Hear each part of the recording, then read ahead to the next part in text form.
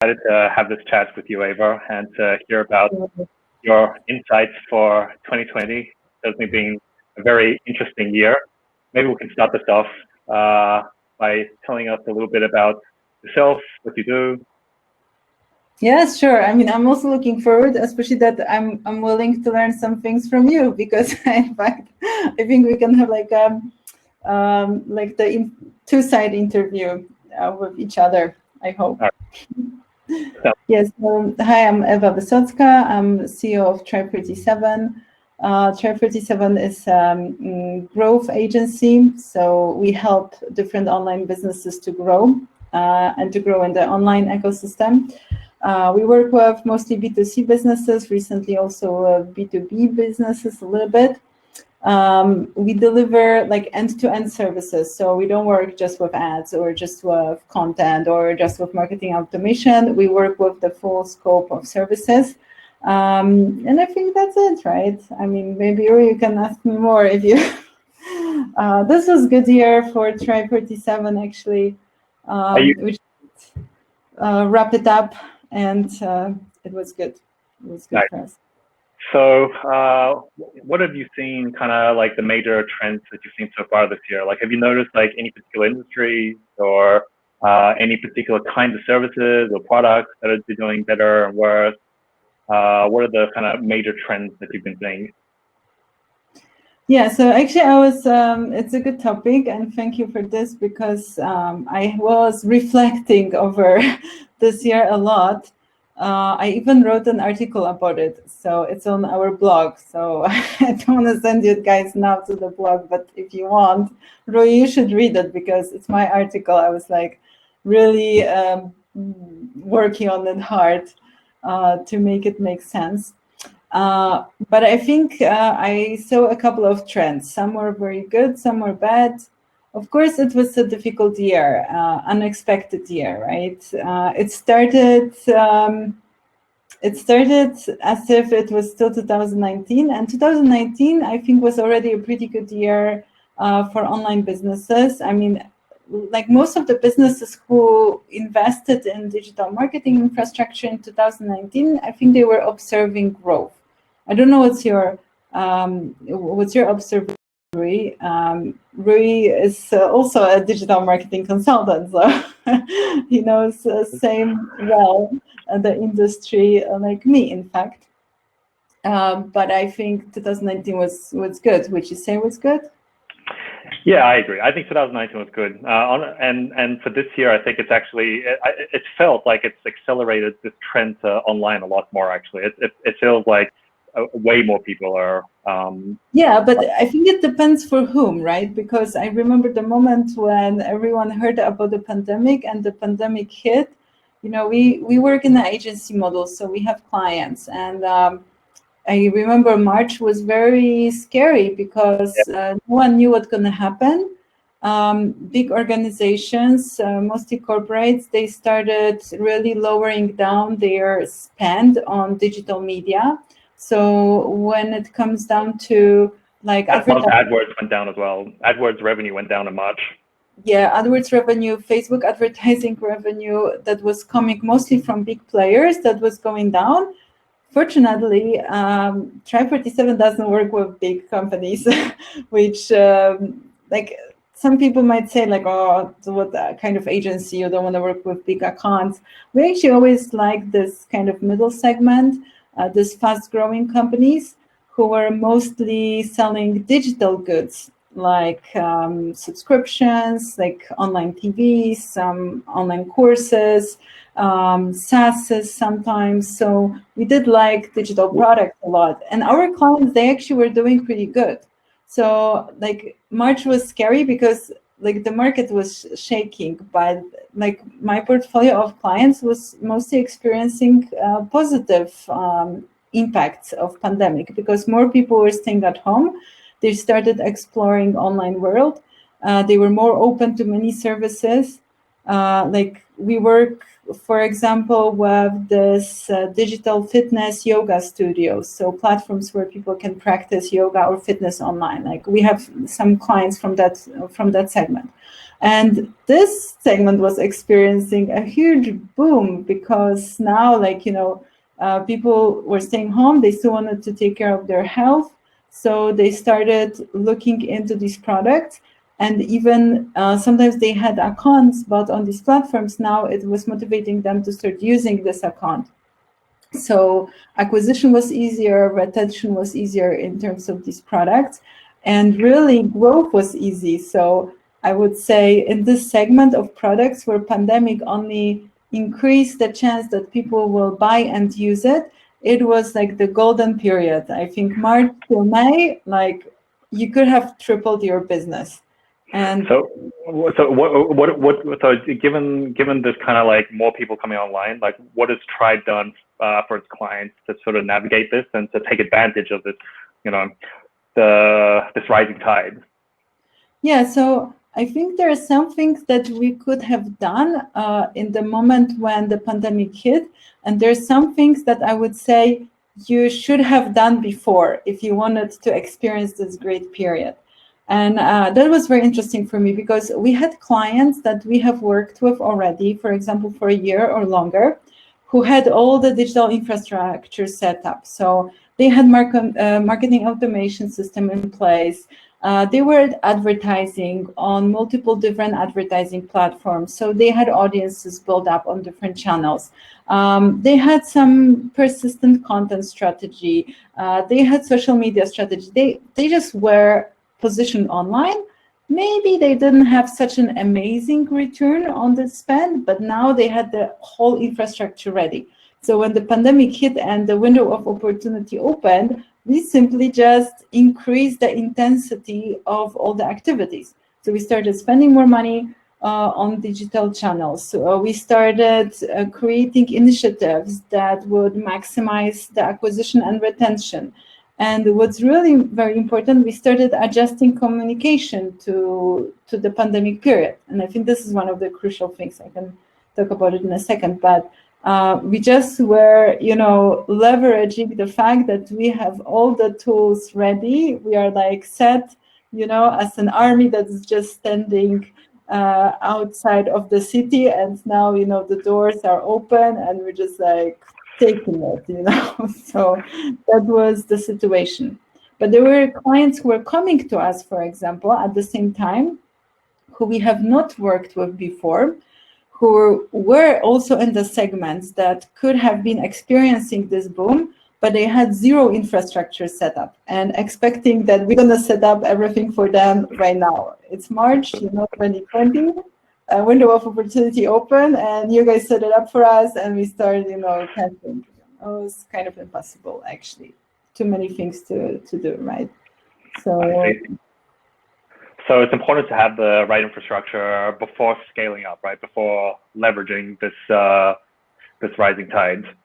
Yeah, that was something I observed a lot. And, we had one client who came to us, and they were in an interesting segment because it was online education for professionals, business professionals. And it was good because, corporations were still there. People still wanted to learn. It was in the topic of productivity and efficiency. Very good topic, actually, for the times of COVID. Yeah. But they didn't really have this infrastructure set up. They wanted to set it up super fast. I was still reflecting on jump into the project because I was thinking sometimes it's good, to do something a bit crazy and unpredictable. So we went for it. We still made some results for that client, but if they have started earlier, the results would have been much better because it just was physically impossible to, for example, set up all the marketing automation in 1 month and still launch webinar campaigns, content campaigns, retention campaigns, start doing email marketing with the team that never did it, learn to do good videos, just too many things. It still was okay because it was a good segment and there was a definite need in the market, but it was impossible to do all these things in such a short time period. I see. If you could travel back and talk to Ewa Wysocka COVID, what would you tell her in terms of what to, like, anything? What would you change? You know, what would you say? Like, okay, you should do this and you should do that. Is there anything differently that you would have done? Yeah, I mean, you know, I can talk from the perspective of an owner now of, you know, service company. I think for me as a service company owner, what really happened was that when COVID hit, I realized that I have to strengthen my internal processes because my internal processes are not like so ready to take this unpredictability. So when COVID hit, it actually made us to optimize a lot inside of the company, to start better monitoring productivity of people, to start better monitoring efficiency of our sales process, to really understand how fast we can start projects for clients. Like that was this particular case, right? Clients who were very interesting, that wanted to do things like even faster than normally. And can we do it? Like if we jump into it, like what are the risks, how we should approach it? So I mean, I would have even speed up the process of optimizing internal processes and productivity within the organization. We were doing it anyways, but they just speeded it up. The other thing which I found interesting was that, you know, we always had these remote people. And I know, Rui, you always had a fully remote team, right? So Yeah. for you, it was normal. For me, part of my team was always, were always people who love to come to the office. Like Tribe 47 is a super social company. A lot of people join us because they just like people who are inside the tribe. They like learning from each other. They love spending time. They meet on weekends. Like even Roy, you know, because you hang out with my team, so you know how they are. Great. Yeah, great bunch of people. They're great. They're very social, and we sometimes were working on remote. Some people were working remote, but this time, like we had to go fully remote, and we realized that it is definitely somehow hitting the culture of a company. And our culture was social, was bonding, was a lot based on the human contact. And we realized that if we don't very quickly make it super clear about the company values, then we will not survive the pandemic period because people will start like getting very far from each other. We started actually losing some people, even though people were scared of, you know, unemployment. We still had some people leaving the company, which really shocked us during pandemic. And we realized that we're fine when we're together, but then when we are on remote, being very strict about what are the values inside the company, what's the understanding of these values, of these practices, behaviors that we want to see inside of the company becomes even more important. And we did like this super quick project of defining and teaching company values to the organization. And, you know, we did it in July, which I think if we have done it, for example, in 2019, when I was initially thinking to do it, but there were other things that took priority, probably we would have been better off in terms of, for example, employee retention during the pandemic. And we also would have chosen different people as new employees. So it just made me understand the importance of the soft aspects of creating an organization even more. So that was my learning processes, and then company values, company culture. As being fundamental to go through a difficult period that is like, you know, making people feel maybe scared or somehow unsure of the future. That was super important aspect. What about with the clients? Have you noticed them with like having to shift? Has any of the clients had to shift into an online working environment, or have they generally like been working out of their offices, or what kind of, I guess, shifts have they had to make as a result of the pandemic, and have they been successful with it or not?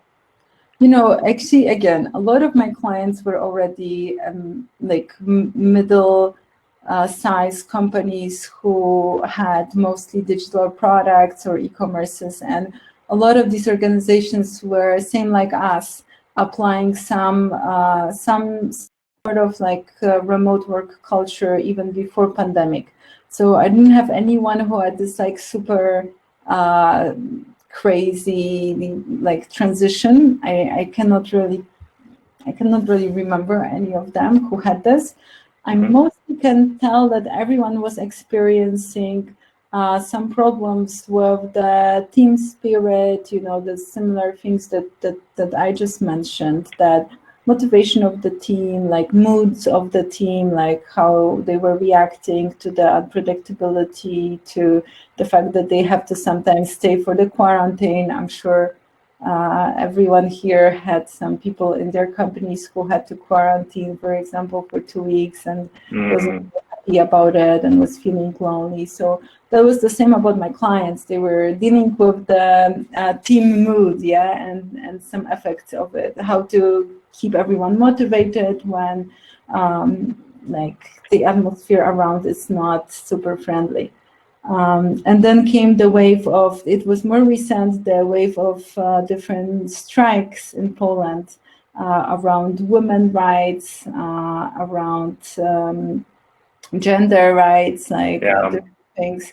And I mean, for my team, that was also important topic. So it was also making them feel often a little bit down, and you know, how to create still a good spirit and motivation within the organization when there's so many topics outside that, you know, are really impacting you. And we were working on it from the perspective of company values, but also we were working on it like looking for solutions. I think us, same like a lot of other companies, we, for example, provided psychological support for the team. So in our people can actually access psychologists through online sessions. So we have this kind of new benefit since some time. So our team can talk to psychologists online and get some support if they feel demotivated or they feel they need some help. So there were some new things we had to look into that maybe were not so paining before. Interesting. Yeah, I think that human touch has really become, with the lockdowns, very important now, right? I think it's become somewhat of a psychological battle to stay not just productive, but to stay sane. And also, you know, on that, you asked this question, what other things different companies I saw doing effectively during the peaking months of lockdown and COVID. There was another thing I wanted to mention, because we also work with e-commerces that sell physical products. And in most cases, I mean, some of these businesses were also experiencing very good times. Like, I think this is your domain, Rui, like physical products. And there are some product segments that were really selling more, right, over that period. There were some that were just selling the same maybe amount. But I think there was tons of opportunities to increase sales of your physical products online. Again, if you had a well-set e-commerce store that was already operational, that was, I think, that's the base line. But the second, if companies were smart enough to adjust their communication, and there was a big aha. Like, we have been consulting lots of businesses this year, a part of working like as their marketing team and executing. We also consult. We always start with consulting. And I think that was our peak year of consulting. I think we did consult about 30 businesses in like with this kind of a 1 month consulting project. So we really digged into 30 different businesses this year, which like, wow, that's quite a lot, even for me. Yeah, that's intense, yeah. We spoke to a lot more businesses who are just coming for advice, maybe on one call, like exploring us, etc. So I think we probably spoke to at least 60 different business owners this year about their state of their online business, but we consulted 30. And one thing I noticed, like, if you really took it seriously to adjust the communication of your e-commerce, adjust the product line, adjust offering to what's happening, you are experiencing much better results.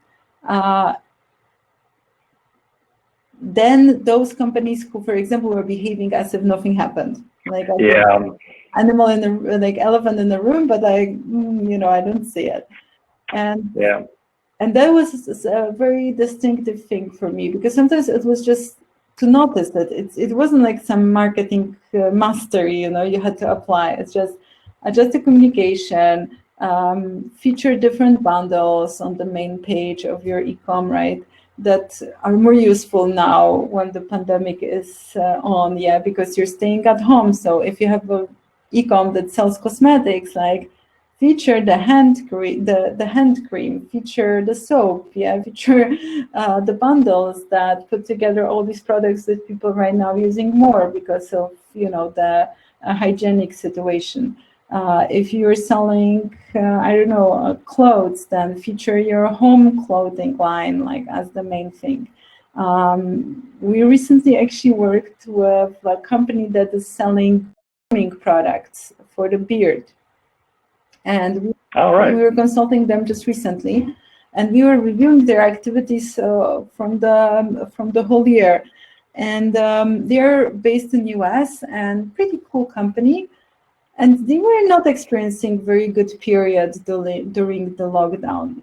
And like we noticed that all the advertising was actually done properly. They had most of the ecosystem set up, but they didn't do anything to adjust the communication to the actual situation. They weren't adapting. And it was so interesting because when we started brainstorming, I was like saying, okay, but is the beard something which is trendy now? It's not trendy. And these guys are like, in fact, it was trending maybe 2 years ago. But then one person is like, actually, we have tons of people who grew this quarantine beard because people were staying at home and they had a lot of new beards, and they never noticed it. That was such an interesting kind of angle for advertising to build upon, but they never hit it because they were never really reflecting upon how this new situation, lockdowns, like pandemic, etc., influenced their clients. They never really did like this like extended reflection of like, okay, what happened? What happened in this market that is influencing the potential usage effects that our product can have, right? And I think every business should have done it. That's why this conversation is good. We can reflect on 2020 and have some key takeaways. So, like, one is, and I 100% agree with what you've said, that the infrastructure, having the right infrastructure, definitely makes a big difference. You can't just kind of like, all right, everybody's at home, so let's like jump in, right? And the second thing is to be adaptive, to adjust to the situation, and to like not first of all just be like just panic, which is I think everybody to some degree was like panic a little bit in March when it's like the lockdown was first happening. But the ones who were reactive, they were like watching what was happening and addressing the elephant in the room instead of pretending that it doesn't exist and burying their head in the sand. Definitely that's been, I think, one of the key factors for success. Yeah, that's definitely. And second, I mean, having the infrastructure built before, it's like this old lesson, don't wait until the opportunity comes, because then it might be too late. And I can say it because I have an agency and I want to sell everyone on the fact of building their digital ecosystem. But I'm also a business owner. I have my own little startup that does digital yoga subscriptions, and for a couple of years, like we have been building infrastructure, being like not very like profitable, but like on a minimum scale. But we're always ready, So now when the trend came, like we really took advantage of it. And it was amazing. And now we have money to invest in new technology, and we have money to invest in a new office, and like it's really was good. But nice. A lot of work having been done in the previous years, like we definitely wouldn't leverage this opportunity and this new trend the way we did. And how about going into next year? Are are you yourself as well as your clients, like, is the feeling of one of optimism, or is it one of pessimism, or how's the feeling there? I think it's quite optimistic right now. I mean, we are also after Black Friday, which is like this, you know, Big sales digital event. marketing big celebration, and all the marketers like that. I was actually speaking at Venture Cafe right before Black Friday. We had other CEOs of companies who work in the digital world, and there was interesting conversation how different people prepare for it. And you know, we were very well prepared. As always, I think it's our style that we like to be prepared for things, and all our clients had very good results over Black Friday. I was a little bit scared. I was thinking that it's going to be very competitive Black Friday, because lots of companies who were actually not doing anything or not much online in previous years, they were also very active this year. There were like some really amazing discounts, and like some discounts I've never seen before, like on furniture, for example. Like there were crazy, insane discounts that were really making sense to use, because in case of these products, you are really saving a lot of money on a single purchase. So everyone was selling. But still, if you were ready, like this Black Friday, at least for my clients, was better than the Black Friday last year. So that means, you know, as you said, the pandemic trend just increased the chances and increased the growth potential of many e-commerce businesses, even though the number of competitors online increased. So I think after this Black Friday, businesses in the e-commerce space feel quite optimistic. Like my clients feel quite optimistic. Of course, we don't know what's going to happen next year. Yeah, like how long the lockdown will last, like what's going to happen, etc. But we see that at least right now, the purchases that clients do online are not decreasing, at least in the segments that I'm working in. It's still, maybe the trend is not as crazy high as it was in April, May, and March, but it's still possible to stimulate the growth if you're doing the right activities. And now before Christmas, for many physical products is still good. People are buying presents, so I think the moods are rather optimistic. I don't know how it is for you, Rui, because I know you also consult some interesting businesses now. So. Yeah, well, so I agree with what you said. I'm also very optimistic. I mean, the other flip side of it is, I guess, because a lot of the things that I do is related to e-commerce, and I think a lot of sales from retail kind of like, since everything was shut down, it's really shifted a lot of spend online. But the other thing that I've noticed as well is that like what you're talking about, like with employees, how, you know, like the mental factor is a much bigger thing. I've noticed actually a lot of the biggest increases in sales that have happened have been things that have kind of like been sort of related to that in some way. So for example, like all things to do with like pet supplies generally have just done exceptionally well. Like I think pet purchases is up like 30, 40, I don't know what the exact stats are, but it's up like 30 or 40% for this year, because when everybody's stuck at home, it's like, okay, so like, you know, like you need some feeling of, you know, like sanity. And this is, I think, like one of the things that is kind of, you know, alleviating it, right? Like this feeling of wanting like mental sanity and, you know, love. So people started buying dogs, you mean? What? So people started buying dogs? Yeah. This year, dog purchases have gone up a lot. And also there's the other thing I've noticed is that when I look at my feed, there's also been a lot of babies coming too. A lot of people have been getting pregnant, and I think and the category, and I know also the category for all things related to like, you know, children's clothes and things for kids and stuff, they've just like been going up through the roof. So in addition to, of course, like, you know, electronics and things that you use at home, like I think all these things have gone up. But I've noticed in particular some of these categories, like baby clothes and, you know, and pet supplies, they've experienced a very large increase now. Interesting. And the same in those segments that we work, right? Like digital content, fitness products, meditation products. That's also a segment that we work with, Yes. like things that are related to related to the mind and to the sanity and to like trying to create a better positive feeling, right? And just feeling better. Definitely, as psychologists, yeah, like we as right now buying subscription for the online psychology services for our employees. So obviously they must be experiencing some growth too, right? These guys, we wouldn't come up with this idea last year, for example. Yeah, I think this time that's very interesting. it was very obvious that this support is needed. Yeah, I know personally, like a lot of people during this pandemic that who've never seen therapists before have for the first time started seeing therapists. It's actually this year, yeah, I think that's definitely in line with this trend that we're kind of talking about. Yeah, for sure. I mean, there's also some businesses that didn't survive. I see a comment there, someone saying that their clients didn't really survive the pandemic.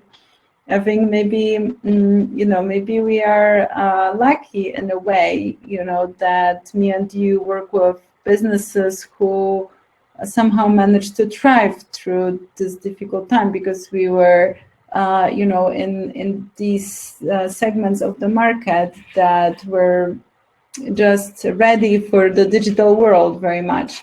I'm constantly sorry somehow for businesses, for example, in gastronomy, like restaurants. I'm also seeing a lot of them who made it and switched to online, right? So there's always a chance. There's just some secret about it, like what you need to have, who you need to be to survive that period. And I have one reflection actually that I'm taking from the restaurants. That, for example, I see the restaurants who had really unique product that people were buying because of taste. But if someone was more about ambient price, then of course it was difficult to sustain when everything shut down. So it kind of showed the strength of a product. And I saw the same with those segments of the market that were selling not such obviously important items during pandemic, like jewelry, clothes. Like I just need to finish that, like a lot of brands that I see that didn't have a very strong uniqueness built up before the pandemic, it was difficult for them to sustain in those segments that were not very needed during the pandemic. But those brands who had a strong identity, strong like product, they actually were able to survive or even thrive. So that's very interesting. Yeah, because like if you are going to compete in the online marketplace, because anybody, like with internet, whatever, can technically set up a store or set up a business, whatever, it's very competitive. So in order for you to be in business before the pandemic, you already had to differentiate in some way. Yeah. Whereas offline, you can just like have a location, and that by itself will be a very strong advantage, right? Because you need something right there. So that leads me to the question, I guess, which is like for the businesses that are struggling, or for the businesses that are like trying to transition into this post-pandemic world, what advice or what strategy would you kind of offer for them? You mean for businesses who have problems or who are doing okay? Yeah, no. For the ones who are like, for example, like the restaurants who are like who've been relying on the mood and the location, the ambience, and these sort of things, and they came to you and they'll be like, okay, so how can we kind of transition to the new world? Maybe find a different product, yeah. I'm famous for being quite honest. I mean, I think not every business was survive, yeah. And I mean, I would say like there's lots of clients also who come to us, and I mean, I also want to be a good partner. So I never go into businesses where I know people will spend money on my services but don't create growth. I only go into projects where I feel I can add value. So we actually say no many times to clients who come to us, even if they're ready to pay for services, because we hate it. Like as marketers, I think if you speak to a marketer who's a marketer at heart, they actually like to create growth. They like to create the sales, like to see the market like reacting to their activities. If they don't see it, they become very sad, even very, very sad. They can get depressed because of that. Like, I mean, that's the characteristic of a good marketer. They become very personal about their marketing activities. So for me as a business owner, like I have to make sure that I don't send my team for the lost battle. And I see a couple of cases where I just wouldn't go into because I see it as a lost battle. And that would be, for me, companies who don't have a strong product and offering. Maybe brand is something that you can still build, right?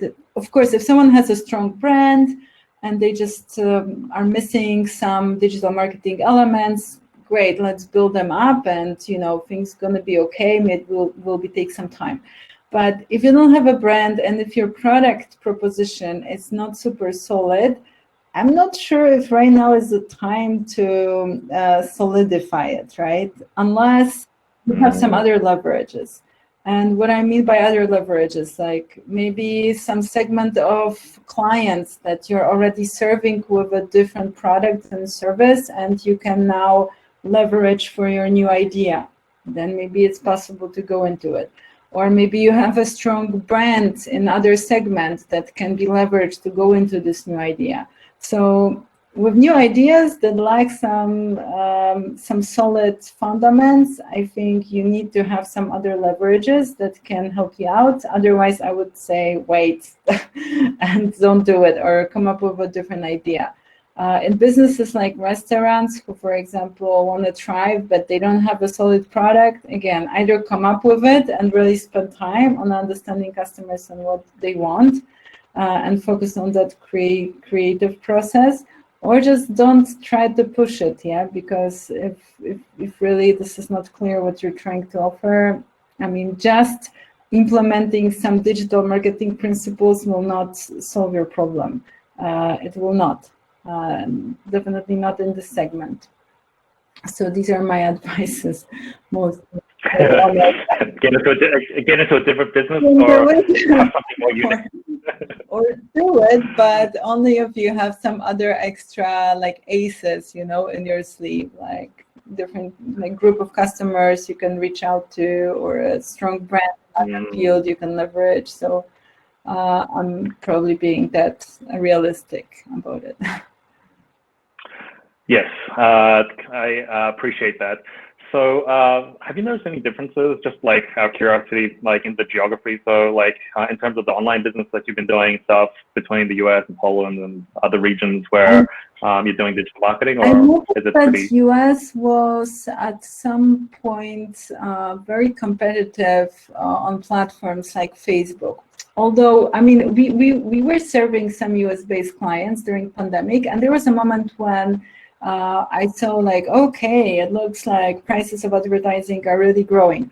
But then when we really started working with these clients and we adjusted the communication, and we really started doing more work on creatives, and we really looked into like what could be the potential problems, it wasn't just that the prices increased because of pandemic. It was just that pandemic made advertising more challenging, but you could still overcome it. Again, the same rules that we spoke about just a few minutes ago. Adjust your communication, make sure you are competitive, make sure that people understand your offer. If you didn't have any ecosystem built before pandemic, obviously now it's hard because there are other businesses who have it built and they're just leveraging it and growing and putting more money into the advertising. So I mean, it's not that something really big shifted, it's just that our perception of it shifted. Like I think that was a bigger problem. In fact, there was a moment just in the beginning of the pandemic in March, when on one of the US-based projects, we experienced like awesome results on advertising platforms. And everyone was like, this is insane because the cost of advertising is supposed to be so high, and we were just having very low cost of leads. This was a webinar campaign we were doing, so it's actually okay. But they were building up their stuff for a few years already, so I think that was just the implication of that. So not major differences.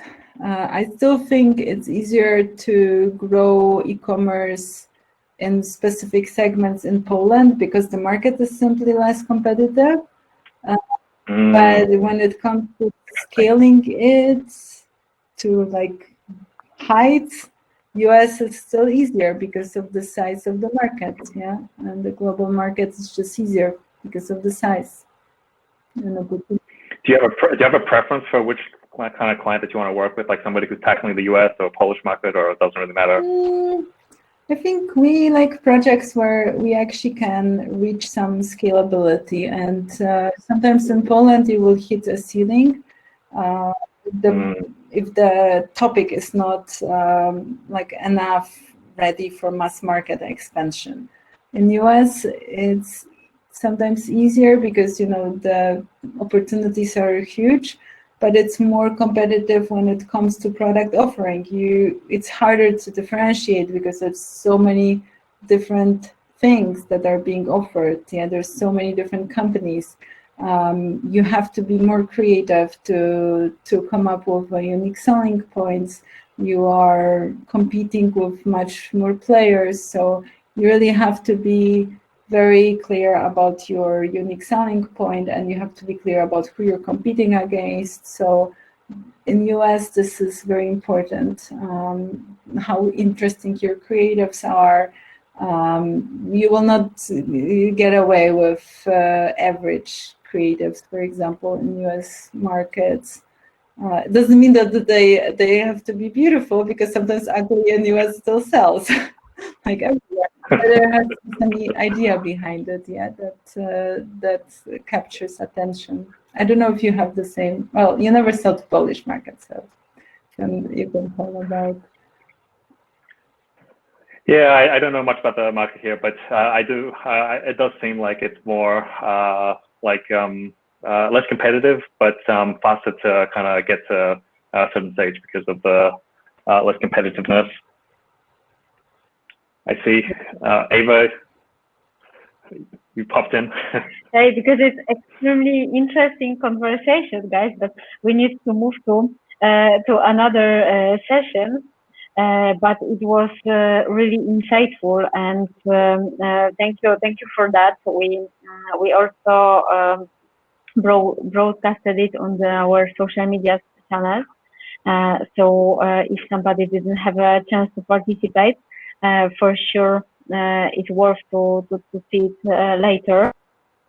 So thank you so much for your time, because I know that you both are extremely busy. So thanks a lot for making time for us and for sharing your experience and your talk. Thank you for having us. Yeah, I hope that 2021 will be totally different. In some cases, even better. Yeah, great. Thank you so much. It's been a pleasure. Thank you so much. Bye. Thanks a lot. Thanks a lot. Yeah, you guys. thank you. Bye.